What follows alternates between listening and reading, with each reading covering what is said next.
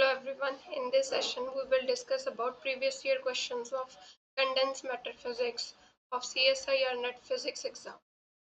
Let's discuss these questions one by one in detail. A narrow beam of X-rays with the wavelength of 1.5 angstrom. It is reflected from ionic crystal with the FCC lattice structure और density हमें given है, molecular weight भी given है, हमें lattice constant निकालना है। हमें पता है डेंसिटी क्या होती है, मास अपॉन वॉल्यूम। तो हम थोड़ा फॉर्मूले को मॉडिफाई कर देते हैं, यहाँ पे आएगा n नंबर ऑफ हमारे पास एटम्स इनटू एक का मास कितना है वो लिख देंगे यहाँ पे, डिवाइडेड बाय एवोगैड्रो नंबर और वॉल्यूम हो जाएगा ए क्यूब। अब हमें लैटिस कांस्टेंट निकालना है तो ए क्यूब क्या आ जाएगा, n into M by N A. इसमें वैल्यूज फिल कर देते हैं। अब ये एफसीसी स्ट्रक्चर है तो नंबर ऑफ एटम्स 4 मिलेंगे। मॉलिक्यूलर वेट एएमयू में गिवन है 108। ठीक है, तो यहाँ से एवोगैड्रो नंबर की वैल्यू 6.022 10⁻23 और डेंसिटी कितनी गिवन है 3.32 ग्राम। इसको हम कैलकुलेट करेंगे, ये रिजल्ट हमें किस पे मिलेगा, सेंटीमीटर में। उसको मीटर में कन्वर्ट करने के बाद फाइनल रिजल्ट जो मिलेगा that is 6 angstrom. Option A. Next question, flux quantum is equal to the value of this. Type 2 semiconductor is placed in the small magnetic field which is then slowly increased till the field starts penetrating the superconductor. Strength of field at this point is this. हमें क्या निकालना है, penetration depth निकालनी। अब हमें पता है HC1 जो फर्स्ट क्रिटिकल फील्ड है वो किसके इक्वल होगी, phi not over pi lambda square. यहाँ से लैम्डा स्क्वायर की वैल्यू क्या आ गई, phi not over pi HC1। Pi not क्या है, फ्लक्स क्वांटम 2 इंटू 10⁻⁻7। पाई की वैल्यू 3.14 और HC1 की वैल्यू तो पाई ही रहने दे क्योंकि इसमें 2/पाई आ रहा है इंटू 10⁻5। ये कैंसिल हो गया, यहाँ से ये 2 भी कैंसिल हो गया। तो लैम्डा स्क्वायर की वैल्यू क्या मिली हमें, 10⁻⁻12। ठीक है, और लैम्डा की वैल्यू क्या आ गई यहाँ से 10⁻⁻6। ये सेंटीमीटर में आएगी, मीटर में करना है तो 10⁻⁻8 हो जाएगा मीटर में। ठीक है, और अगर इसको हम, क्योंकि सारे ऑप्शंस जो है एंगस्ट्रॉम में, 10⁻⁻2 से मल्टीप्लाई और डिवाइड कर दिया तो ये क्या मिल जाएगा, 100 angstrom. Option A is the correct answer. Next question, यहाँ पे हमें क्वेश्चन में गिवन है 2D लैटिस है हमारे पास ग्राफीन का of carbon atoms forming honeycomb lattice of lattice spacing A. The carbon atoms occupy the vertices. हमें बिगनर सीड सेल्स का एरिया निकालना। यहाँ पे हमारे पास क्या है, B1 vector and B2 vector, ये हमारे लैटिस ट्रांसमिटिव जो वेक्टर है वो बनेंगे। ठीक है, इसको हम ओरिजिन ले लेते हैं, इस तरफ x एक्सिस और इस तरफ y एक्सिस। तो अगर मुझे B वेक्टर लिखना हो तो B1 वेक्टर को मेरे पास क्या आएगा, √3a। ये एंगल हमारे पास बन रहा है 30 डिग्री, cos 30 आई कैप प्लस √3a sin 60 आई कैप जे कैप, सॉरी क्योंकि ये एंगल पूरा 60 बनेगा। ये √3a वैल्यू हमने कैसे निकाली है, एंगल्स को कंसीडर करके ही निकाली है हमने। ठीक है, यहाँ पे जो वेक्टर का मैग्नीट्यूड है साइन फॉर्मूला के अकॉर्डिंग निकालेंगे हम, तो उससे हमारे पास ये √3a वैल्यू जो है वो आ जाएगी। B1 वेक्टर की वैल्यू आ जाएगी हमारे पास √3a, cos 30 क्या होता है 1/2, सॉरी √3/2 आई कैप प्लस √3a, sin 60 क्या होता है हमारे पास, वो भी √3/2 जे कैप।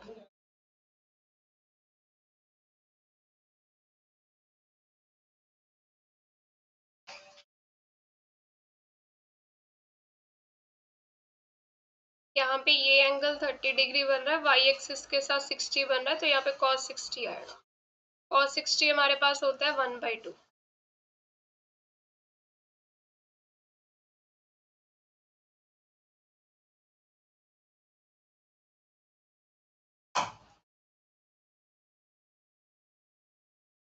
ये आ गया 1/2 जे कैप। अगर यहाँ से √3a/2 कॉमन निकाल लें तो ये क्या मिलेगा मुझे, √3i कैप प्लस जे कैप। ये मेरे पास B1 वेक्टर की वैल्यू आ गई। ठीक है, अगर B2 की निकालनी हो तो ये एंगल 30 मिलेगा एक्स एक्सिस के साथ, और Y के साथ क्या मिलेगा 60 डिग्री एंगल।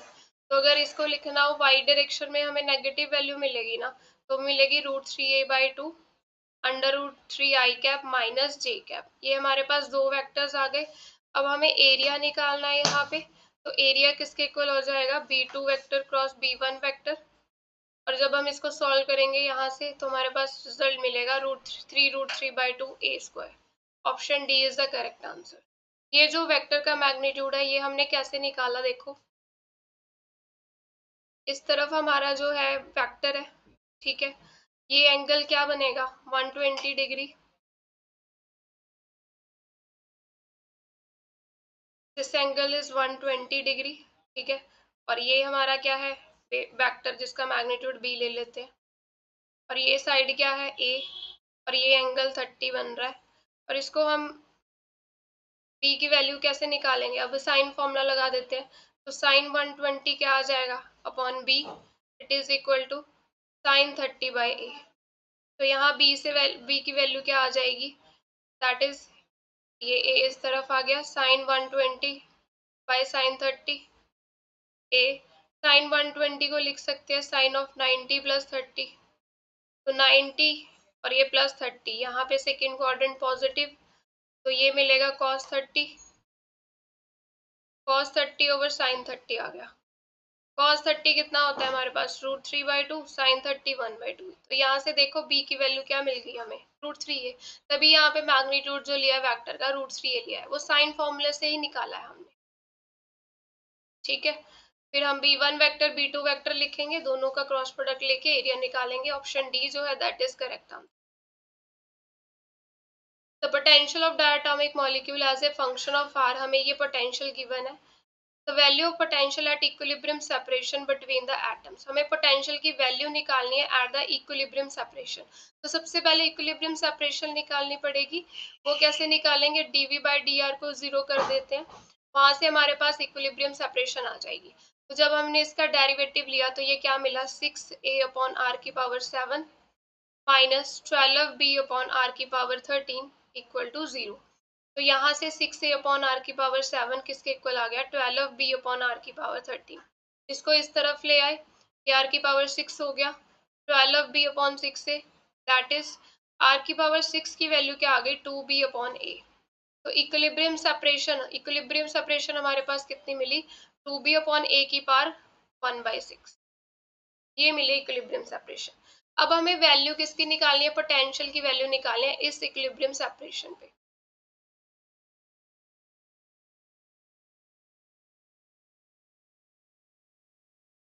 इसमें पोटेंशियल के फॉर्मूले में हम ये वैल्यू फिल कर देते हैं, -a r⁻6 की वैल्यू क्या है 2b/a प्लस b r⁻12 यानी कि r⁻6 की वैल्यू ये है, तो 12 की हो जाएगी, इसका स्क्वायर कर देंगे।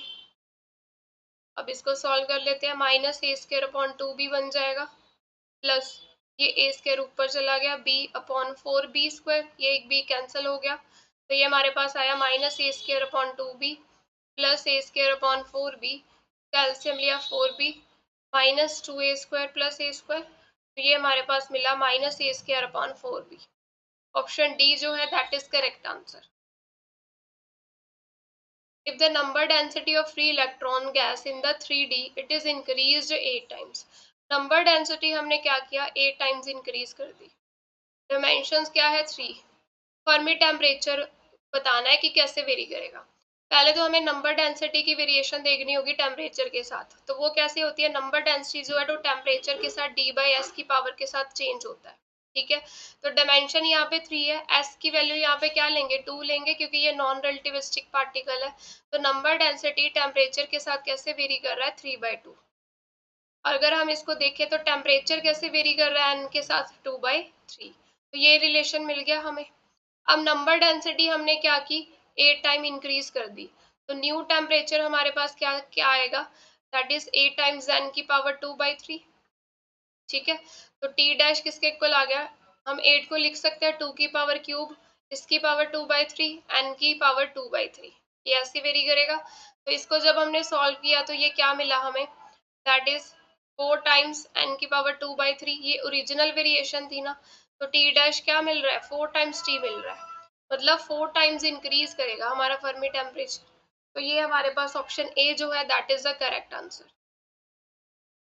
एक्साइटेशन ऑफ 3D, ये हमारे पास 3D सॉलिड है, बोसोनिक इन नेचर है, फ्रीक्वेंसी ओमेगा, वेव नंबर के, ये डिस्पर्शन रिलेशन दे दिया हमें in the large wavelength limit.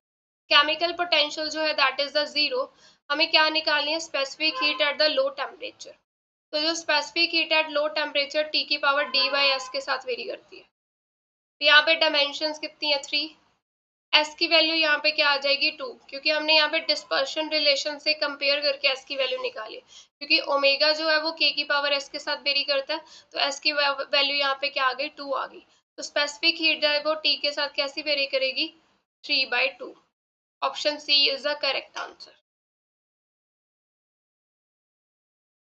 Consider the system of non-interacting particles in d-dimensional obeying the dispersion relation। ये dispersion relation दिया गया है। E क्या है, एनर्जी, के एक वेव वेक्टर है, S इंटीजर है, A कांस्टेंट है। डेंसिटी ऑफ स्टेट्स कैसे वेरी करती है एनर्जी के साथ, तो जो डेंसिटी ऑफ स्टेट्स होती है हमें पता है कि ये कैसे वेरी करेगी एनर्जी के साथ, D/S-1। Option B is the correct answer. Experimental measured transmission spectra of metal insulator semiconductor thin film is shown। Transmission spectra हमें दिया गया है। It can be inferred that 1 2 3 correspond respectively. तो ये फर्स्ट कर्व किसको represent कर रही है, सेकंड किसको और थर्ड किसको। यहाँ पे ट्रांसमिशन जो है वो किसके विद रिस्पेक्ट टू प्लॉट किया हमने, वेवलेंथ के रिस्पेक्ट टू, ठीक है। तो इसका करेक्ट ऑप्शन आएगा हमारे पास ए, कि जो जो फर्स्ट कर्व है वो हमारे पास क्या है, इंसुलेटर के लिए आएगी, सेकेंड कर्व हमारे पास आएगी सेमीकंडक्टर के लिए, और थर्ड आएगी मेटल के लिए।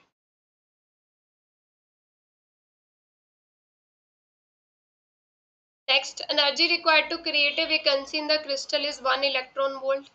The ratio of number density of vacancy is this when the crystal is at equilibrium at this temperature respectively is।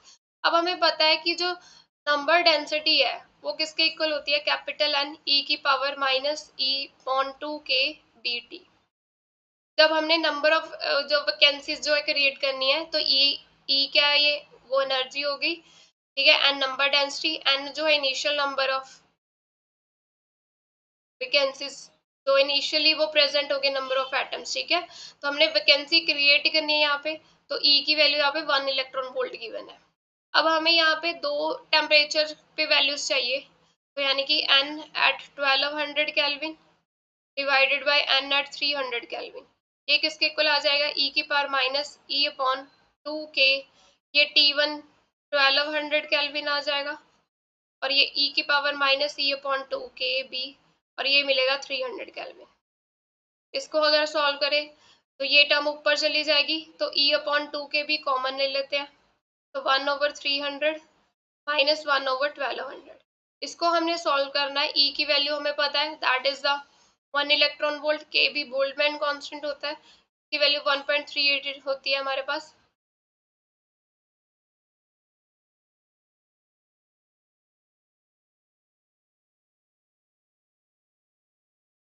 ये वैल्यू सारा डाटा हम इस पे फिल करेंगे, हमारे पास जो आंसर आएगा that is option D.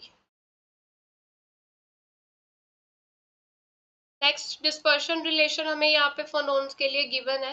Velocity of phonon at large wavelength, अगर वेवलेंथ लार्ज है तो के क्या मिलेगा, स्मॉल मिलेगा, ठीक है। तो स्मॉल के लिए हम यहाँ पे अप्रोक्सीमेशन लगा देते हैं, ओमेगा स्क्वायर ऑफ के it is omega naught square 3 minus, तो हम ओपन करके लिख देंगे, एक्सपेंशन खोल देंगे यहाँ पे, ठीक है, क्योंकि स्मॉल है ना तो एंगल स्मॉल हो गया, स्मॉल एंगल अप्रोक्सीमेशन लगा देंगे यहाँ पे।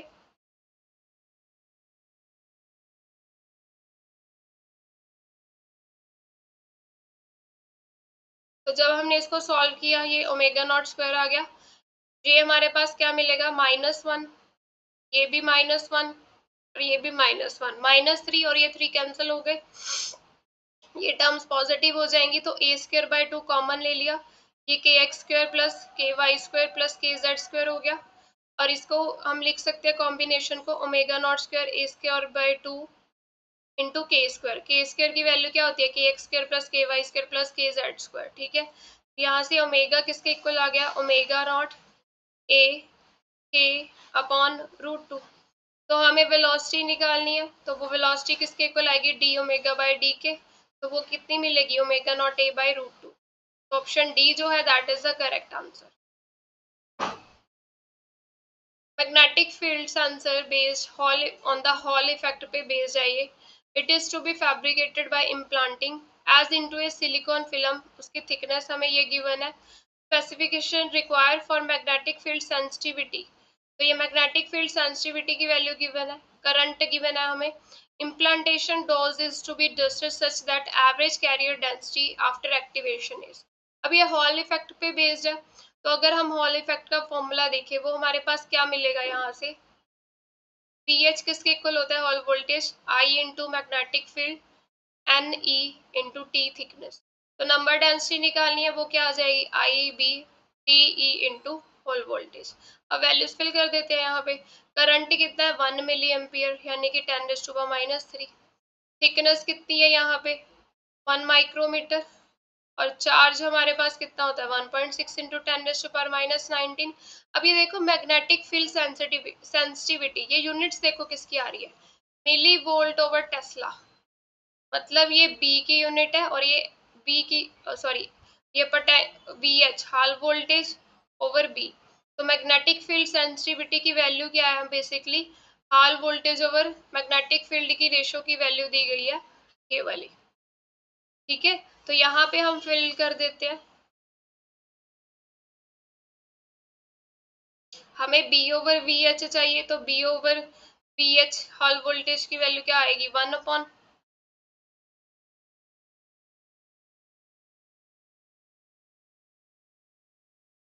तो इसकी वैल्यू जब हम कैलकुलेट करेंगे ये हमारे पास आएगा 1.25 10⁻22। ऑप्शन बी जो है इसका करेक्ट आंसर मिलेगा। में यहाँ पे क्या गिवन है, band structure calculation dispersion relation electrons का हमें ये गिवन है। बीटा कांस्टेंट है, ए क्या है यहाँ पे, लेटिस कांस्टेंट है। Effective mass at the boundary of first Brillouin zone. अब फर्स्ट ब्रिलियन जोन की बाउंड्री कहाँ पे होती है, k x is plus minus pi by a, k y is plus minus pi by a, ठीक है, k z is plus minus pi by a. अगर यहाँ पे हम अप्रोक्सीमेशन लगा दे, ठीक है, तो ये हमारे पास क्या आ जाएगा, beta into 1 - K X square A square by 2 plus 1 K Y square, small angle approximation लगा दे।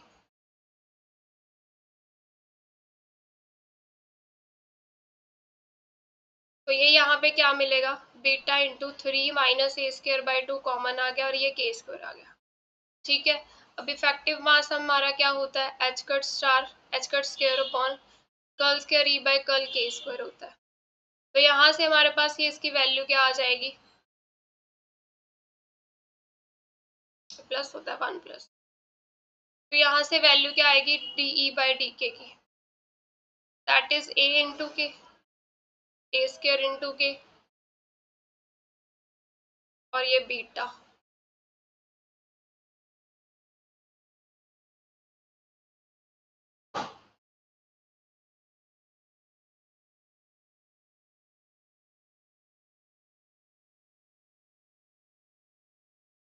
ये कुछ गड़बड़ हो गई है शायद, डबल डेरिवेटिव लेंगे तो ये सिर्फ बीटा ए स्क्वायर आएगा, तो H cut square upon beta A square answer.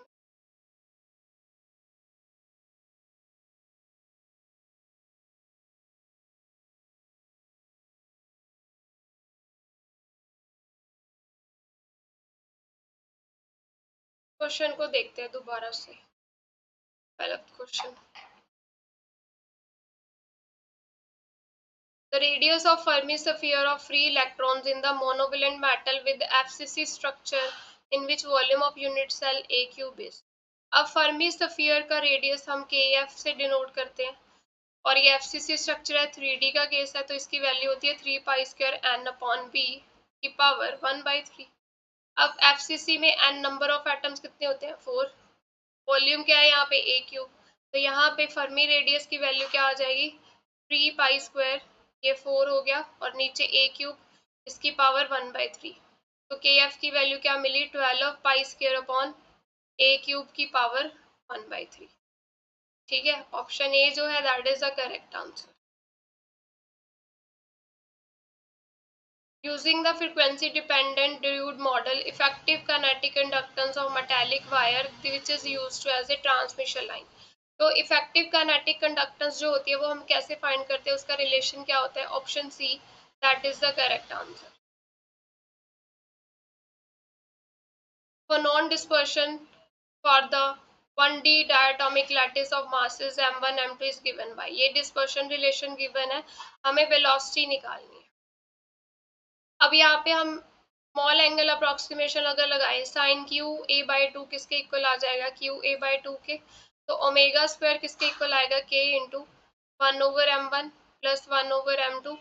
ये आ गया 1 plus minus square root of 1 minus 4m1 m2। ये आ गया m1 प्लस m2 का होल स्क्वायर, और ये Q square A square by 4 आ गया। ठीक है, अब यहाँ पे बायनोमियल लगा देते हैं, ये के हो गया 1/m1 प्लस 1/m2। ये आ गया 1 plus minus 1 minus 4 m1 m2 over m1 plus m2 का whole square, Q square A square by 4, इसकी पावर 1/2। अब जब इसमें बायनोमियल लगा दी तो ये रिलेशन क्या मिला हमें, 1/m1 1/m2, 1 plus minus 1 minus 1/2, और ये 4m1 m2 over m1 plus m2 का whole square, Q square A square by, ये 4 से 4 कैंसिल हो गया। ठीक है, अब हमें यहाँ पे क्या निकालना है, साउंड की वेलोसिटी निकालनी, यानी कि कॉस्टिकल वेव के लिए सॉल्व करना है। तो उसके लिए हम यहाँ पे माइनस साइन लेते हैं। ठीक है, क्योंकि कॉस्टिकल फ्रिक्वेंसी हमें कम मिलती है। तो के 1/m1 प्लस 1/m2, और ये आ जाएगा 1 माइनस लेंगे यहाँ पे कॉस्टिकल ब्रांच के लिए, ये 1 minus m1 m2 over m1 plus m2 का होल स्क्वायर, क्यू स्क्वायर ए स्क्वायर अपॉन, ये ब्रैकेट्स ओपन की, ये 1 माइनस 1 कैंसिल हो गया, तो ये पॉजिटिव टर्म आ जाएगी। ओमेगा स्क्वायर किसके इक्वल आ गया, के, इसका अगर हम एलसीएम ले लें तो ये बनेगा m1 प्लस m2। ठीक है, और इस तरफ क्या बचा, m1 m2 over m1 plus m2 का होल स्क्वायर, और ये Q square A square by 2। तो ये m1 m2 कैंसिल हो गई, ये एक टर्म कैंसिल होगी, तो हमारे पास ओमेगा स्क्वायर किसके इक्वल आया, के क्यू स्क्वायर ए square upon 2 into m1 plus m2, और ओमेगा की वैल्यू किसके इक्वल आ जाएगी, under root k upon 2 into m1 m2, और ये आ गया क्यू ए। ठीक है, वेलोसिटी निकालनी है, वेलोसिटी हमारे पास क्या होती है, ओमेगा ओवर के, यहाँ पे के की जगह क्या है, क्यू आएगा, ओमेगा ओवर क्यू। तो ये वेलोसिटी आ गई साउंड की। तो ओमेगा ओवर क्यू की वैल्यू क्या आई हमारे पास, under root k by 2 into m1 plus m2 into a. ठीक है, तो ऑप्शन बी जो है that is the correct answer. If the energy dispersion of a 2D electron system is this, U velocity है, K मोमेंटम है, density of state energy पे कैसे dependency show करेगी। अब जो डेंसिटी ऑफ स्टेट्स एनर्जी के साथ कैसे वेरी करती है, D/S-1। यहाँ पे डायमेंशंस कितनी है, 2। S की वैल्यू यहाँ पे क्या आएगी, कंपेयर करके निकल आएगी, क्योंकि E जो है वो K की पावर 1 के साथ वेरी कर रहा है, तो S की वैल्यू 1 मिल गई। तो डेंसिटी ऑफ स्टेट जो है वो हमारे पास क्या आ जाएगा, E की पावर 2 ओवर 1 माइनस 1, यानी कि डेंसिटी ऑफ स्टेट जो है वो कैसे वेरी कर रही है, E के साथ। Option C is the correct answer. Physical phenomena which is used cannot be used, तो यूज नहीं कर सकते मेमोरी स्टोरेज एप्लीकेशन के लिए। Large variation in the magneto resistance as a function of applied magnetic field, ये हम use कर सकते हैं। Variation in the magnetization of ferromagnet as a function of applied magnetic field, या फिर variation in polarization of a ferroelectric as a function of applied electric field. Option D, variation in resistance of a metal as a function of applied electric field. इसका option D जो है that is the correct answer. इसको हम use नहीं कर सकते for the memory storage applications.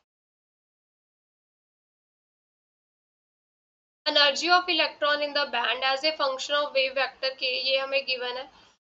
The effective मास हमें निकालना है near the bottom of band, bottom of band मतलब के की वैल्यू 0 को अप्रोच करेगी, तो यहाँ पे हम क्या लगाएंगे, के जो है वो क्या है, वो स्मॉल है, ठीक है।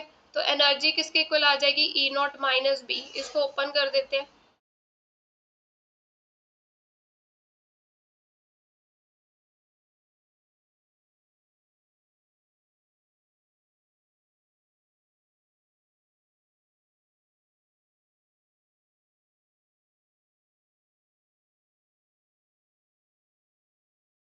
कॉस का एक्सपेंशन ओपन कर दिया, तो ये हमारे पास मिला E not minus B, B plus A square by 2 common लिया तो k x square plus k y square plus k z square k square बन जाएगा, ठीक है।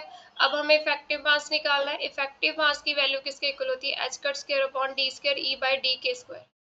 तो यहाँ पे डी ई बाई डी के निकाल लेते हैं, वो क्या आएगा हमारे पास, ये 2 से 2 कैंसिल हो गया, तो ये मिला बी ए स्क्वायर के, और डबल डेरिवेटिव अगर निकालेंगे वो हमारे पास क्या मिलेगा, बी ए स्क्वायर। तो इफेक्टिव मास की वैल्यू हमारे पास क्या आ गई, h cut square upon B A square. Option D जो है that is the correct answer.